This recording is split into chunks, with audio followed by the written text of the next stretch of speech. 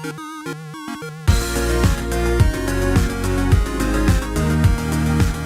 everyone, welcome back to another Anime Kingdom review. See by title below, yes, this is on episode 8 and episode 9 of DanMachi Gaiden Sword Oratoria. And yes, I know, sorry, this is incredibly late. It's already gonna be where, this week is gonna have a new episode already for this. But if you guys haven't checked out my Facebook or Twitter or seen my vlog that I made, it was 2 weeks ago, for the first week I ended up going on a trip. It ended up being obviously, for my family vacation and everything, and had fun, it was awesome. But of course I was unable to go ahead and make my videos for that week. That is why there was a whole week without any reviews. Then of course last week was pretty much where I started to make some double episode reviews, but then my graphics card ended up, pretty much the drivers are all messed up. It's just I needed to get a new graphics card already. It's pretty damn old, and I was looking to get a new one anyway, so it was I guess okay. I was kind of just trying to save my money and see how long this other graphics card could last, until finally it obviously did die, and now I need to of course get a new one, to which there's already one. That's why I am finally able to make these videos, because I finally got the graphics card. But of course that is why this is so dang late. But I still want to get this double episode review out before of course the next episode for this week comes out, because I don't really want to do a triple episode review, because that's a little too much in my opinion. That would be a pretty damn long ass video, and I don't know if you guys would even care to see the preview, see it all in one one whole showing and everything, but that is of course like I did in the winter time. I did double episode reviews where I would pretty much, how I did before was of course I would watch it straight, both episodes, and then make one huge take of both episodes for in that review. But this time I'm kind of doing something different, in where I'll watch one episode, do the review, then watch the other episode, do the review after that, and then put them of course together, so that I don't get any spoilers for that first episodes. Because if you see both episodes, and you make a review, it can kind of change my opinion, because I already know what's going to happen in the next episode. That is why I'm doing that for this. And I do understand if you guys don't really care to see, what I thought about a certain, like episode 8's review, and you only want to see episode 9, then feel free, in the description below, there's actually a time link where you can skip ahead to that section, episode 9 review section, and, you don't have to worry about listening to me on the episode 8. But if you do want to, of course, just, go ahead and stay. That's pretty awesome. Either way, I'm okay. I understand, and everything. But yeah, I just kind of wanted to explain to you guys the specifics of why this video is so late, why it's a double episode review, and how the format works and everything. So now that we got all that out of the way, let's talk about how I felt about episode 8, because honestly, this episode, it was pretty damn good. I actually really enjoyed it. Lefiya is still kind of irritating in my opinion, but it's because of how she is that of course she was able to get Filvis to feel better and everything, because we finally learned about her curse and everything. We finally learned about her story, her past, the nightmare on I think floor 27, where pretty much her and a bunch of adventurers along with her went to attack this one group of fanatics. The leader, named Vendetta, pretty much ends up luring them to a trap, and has all of them, pretty much everyone, dying. It was practically hell, they said, and the only person that ended up living was of course Filvis. And after that point, pretty much anyone who partied with her would end up pretty much being completely wiped, except for her somehow surviving. So we still don't really know the specifics of the other encounters, how come the other people ended up dying later on with her and everything. But that's of course why she kind of doesn't want to be in a party with everyone, because of her past and everything. And I totally understand that. I get that she doesn't want anyone else to die because of her, and seriously, her past is honestly pretty damn messed up. Literally, I feel really sorry for her. She had to go not only through that traumatic event, but it seemed that she was cursed for pretty much the rest of her life, from how it looked, until of course this point with it takes someone like Lefiya to finally be irritating enough to go up to your face and say, I don't care about all that stuff, I believe in you. And it was nice. It was nice to see Filvis all happy. She was cute when she blushed and everything. Lefiya's still super loud and irritating, But like I said, it really, I can't see anyone else being able to do that for Philvis, so it was nice. And it was also pretty cool to see be, you know, in his own way. You know how much of a dick he is, but he was still like, oh, come on, I don't care about no curse. You think I'm gonna die from that? No ways. Come on, let's go. But of course, he's still calling him like, you dumb elves and every, you know, same old beat, still being an ass, but still being obviously, he's still a nice guy as well. He's not a complete dick, you know. But overall, we get that out of the way. It was, like I said, it was pretty interesting to learn about, of course, Philvis's past. I was still wondering, since there was some incident in the last episode they spoke of, they just didn't really get into it. We finally do learn about that, and when you learn about that, you kind of figure, okay, they brought her along, they had to put her in, you know, the guy put her in here, their party and everything, her god, and why else would she come, you know? Besides, of course, to try and maybe get over the fact that she can no longer be in a party with anyone, but it kind of just pointed towards some event later in the future where it'd be connected to her, and that is, of course, when we see the main enemy besides the girl was Revis, of course, how she was fighting against Eyes. It was, of course, the other guy whose name, he was actually Vendetta. He actually didn't die. Well, he did die, but it turns out that someone, I'm not too sure, is not really a goddess or anything, maybe a demon or something like that, because she was calling the, you know, the humans and the gods should not be the one who rule on the surface. And of course, this person, whoever it is, has the powers to, of course, kind of bring back the dead. She kind of, it has those, you know, the monster stones and everything, and is able to implant them into people and pretty much bring the dead back to life, because he pretty much died. He was dead, you know.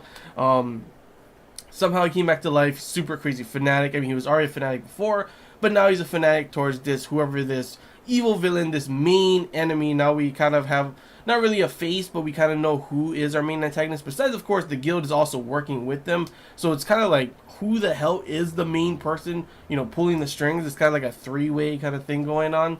So that's pretty interesting to learn that there is someone of power, of, you know, like a god or something, but not necessarily is a god. It may be like a demon or maybe a monster itself that somehow has the ability to bring people back to life and also create things like the plant things, which can, you know, end up giving birth, as monsters normally cannot do that. So it's pretty interesting to see whoever this person is, god or not, is really damn powerful and has some type of connection obviously with Eyes as well, because, you know, Revis, when she was talking to Eyes, and Eyes pretty much finally told her, you know, I'm not Arya, that was my mom, and she was pretty much saying that, you know, even if that is possible, so she's still kind of hesitant on believing that. It seems that maybe, you know, obviously, you know, Arya was with them. That's what I was thinking, the whole thing with their eyes and everything as well, is the fact that Arya may have been, as, you know, dead as well and brought to life by this person.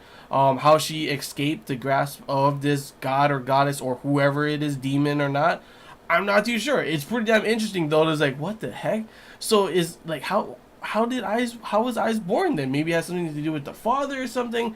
I'm not too sure, but obviously that fight between Eyes and Revis was kind of one-sided. Eyes was pretty much dominating because of her level difference now that she did increase in level. And there's another reason why it's obviously not, it can't be really be a god, because they don't level up like them. That's why she said she hates God and goddesses, because of their, you know, obviously the connection with them, and because of that, they're able to, their blessings, they're able to level up like how Eyes did.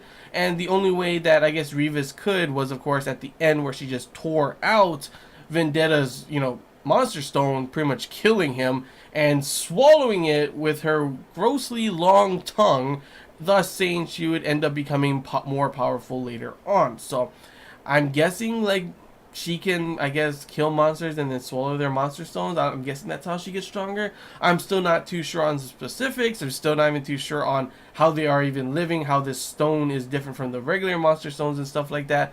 But honestly, I gotta say, a lot of pretty interesting things happened in this episode, along with some pretty good action, as we saw Osfi starting off the fight again, you know, and her group fighting against Vendetta, obviously not working out, but Lefiya then comes along. Lefiya actually does some pretty good shit with her powers, pretty damn badass. You know, Philvis finally gets her revenge on Vendetta while also being able to back up and support Lefiya. Lefiya not just totally being scared anymore, because normally she would just run away and not completed her spell. This time she was able to complete 2 spells that did, drastically change the fight. And it was pretty cool when she used her spell and Beat, of course, jumped in the air, and he was like, "Huh, that's nothing." And of course, it just goes up in the air, hits Beat's what's it called, his boots, I guess that's what it is, and literally just pushes him back, practically beating him. Then, of course, obviously, Vendetta was like, "No, we're the chosen ones!" Ah! And then, of course, Revis just pulls his, Monster Stone out, thus killing him. And that was the end of the episode. Of course, Revis does, of course, tell Eyes to meet her on level 59. So, not too sure on floor 59. I'm not too sure what's going to happen there, but I'm definitely excited. As you saw at the very end, they're going to be starting to do, their expedition is starting, and the expeditions are always pretty damn cool to see. So I cannot wait to see the next episode. But yeah, that's all I really gotta say for this one. Like I said, pretty damn interesting. Had a lot of crazy facts going around, a lot of past things going around as well, and some cool action as well, I will not lie. So definitely got me excited to see how the next episode is. Lefiya still irritating, but not as much in this one. Hopefully that continues to be like that in the next episode, and just all the episodes, honestly. Like I said before, honestly, when it doesn't have Lefiya, I feel this anime is literally top notch. Even with Lefiya, in this case, right, this episode at least, it didn't drop as much, but there are episodes where she comes in and it's just like, holy crap, just shut up, please. You're so irritating, I'm sorry for all you Lefiya fans, but that's how I feel. I don't know how you could like her. I mean, you have your own opinions. Like I said, that's my opinion. So, yeah, that's all I gotta say before I continue to just bash on her. So, yeah, I'm gonna stop the video here. Well, there's gonna be a little cut, and we'll skip to the episode 9 portion of the review. So, in 3, 2, 1. And here's the episode 9 portion of the review. This episode, I gotta say, man, there's literally only one, there's one word that perfectly describes most of this episode, and that is just irritating. Like, it was so irritating the whole episode. Like, majority of the episode had Lefiya in it. Like I said before, guys, when it has no Lefiya, this show's actually pretty damn good. I actually really enjoy it. I love when it's focused on Eyes. I love when it doesn't have Lefiya in it, or when it does have Lefiya in it, it's just not as much, or it's a part where it's an action scene where she isn't as irritating.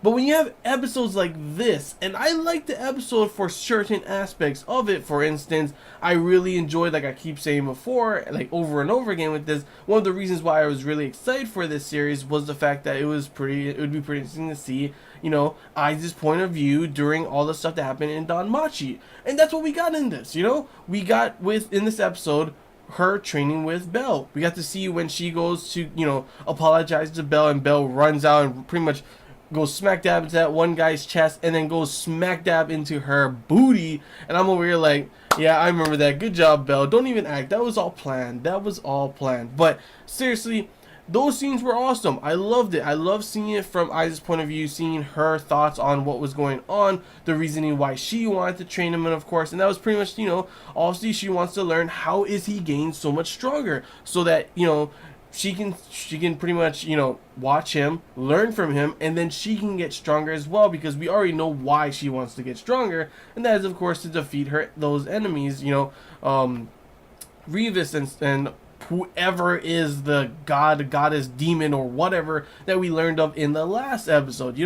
We see why she wants to get stronger, and she also has something that she's, looking to get to, just like how he's pretty much getting stronger to hit the point where he can be as good as, he looks up to Eyes and everything. For her, it's her parents. We see in that one scene as well that her father, he obviously died for sure in that whatever happened there where he was gone. The mother, though, Arya, she didn't disappear. It's just she was like, wait for me kind of thing, and then that was the end of it. So Arya may still really be alive. That's why the whole thing with Revis thinks that she is Arya, and there's some type of connection, obviously, and she really wants to, bring Arya back with her. And then you have Eyes wanting to know the secrets as well. So those scenes were pretty damn good. I loved seeing her with Belle. I love seeing all those everything from her point of view, her thoughts and everything. I love seeing a bit of the drama that we are getting from, Eyes' point of view, the dilemma that she's dealing with at the moment. those scenes, those parts are actually like really damn interesting, and I'm looking forward to seeing more, you know, info on those kind of things and seeing more parts like that as well with Belle and her in the future. But it just so happens that they've had the feel like they feel like they need to for some reason. Like I would have been fine with just those parts being the episode, but no, we gotta put Lefiya in it, guys. So instead, all we get throughout most of this episode is Lefiya just so irritating. Her fangirlism, going full on, getting jealous of Belle, thinking like, oh, he's just a stupid human that, you know, doesn't, he's not even in our guild. He's not even in our familia. He's just an outsider. Why is he, you know, taking all the time away from her and everything? It was her being completely jealous, like throughout the whole episode. Like when she first saw them, you know, him, what's it called, Eyes pretty much carrying him on her shoulder and everything, because obviously we know how the training went with him pretty much getting knocked out majority of the time. And she gets super mad, and it's like she was like, her face and her expressions when she's like at the dinner table and everything, I was just like, oh, shut up, don't even. And then she's like, oh, train me too as well, and I won't tell anyone. And I'm over here like, there is actually someone way better to teach you, and that is Riveria. Why are you asking Eyes? Yes, I get it. You want to learn your concurrent, you know, channeling and everything, so you want someone that will be jumping at you. There's a number of other people that could do that, and if you want to learn from someone, you know, learn concurrent channeling, you might as well learn it from someone who's a pro at it, which is, of course, Riveria is literally the best in their familia. So it's like, why don't you go to her, you know? And we see that throughout this training, she is not gaining anything. She's not learning anything, honestly. It's just Eyes knocking her out. Unlike how it is with Eyes and, of course, you know, Belle, where it's actually helping, this is not helping at all. And she's just trying to just use it as a reason so she can, I guess, you know, stay with Eyes. You know, her normal fangirl, like she's in love with Eyes kind of thing. It's just, it gets so irritating, and that was majority of the episode. That's why it got me so irritated. I was like, I want to stop the episode like so many times, like, oh my gosh, can I just skip ahead to the next part already? And you look at what's next, and it's like majority of it is still the same thing, just her literally yelling out, being jealous, her complaining to someone, her stupid expressions, or thinking that, you know, when she's with Eyes training that she's gonna get the lap pillow. Like when she was thinking that, and when she saw, of course, you know, that scene where Belle is, of course, you know, on her lap and everything, I was like, yeah, good for you, get out of here. There's like so many other people that you can get, you know, training from. And when we do see her training with Philvis, it was like, look, first day, first time training with someone else, and someone like Philvis, and it works brilliantly. She starts to actually improve instead of her going with Eyes, where obviously she's not improving at all, you know? And I actually really enjoyed not the, what's it called, Lefiya part of it, but seeing Philvis, seeing her facial expression, seeing her blushing, seeing her get embarrassed and everything. It's actually really cute when you have a person like her who normally she's trying to act all static and everything, trying to, you know, not show those expressions, and then she starts blushing. It's like, oh my gosh, that is so adorable. It's kind of like when Eyes is, you know, when she shows her blushing or any of those kind of expressions, it's super adorable. And then you have Lefiya blushing here and there all over the place, that it's like, oh my gosh, wow, you blushed. I don't even, I really am getting irritated by Lefiya. I'm just laying it out here, and most of this review is pretty much me just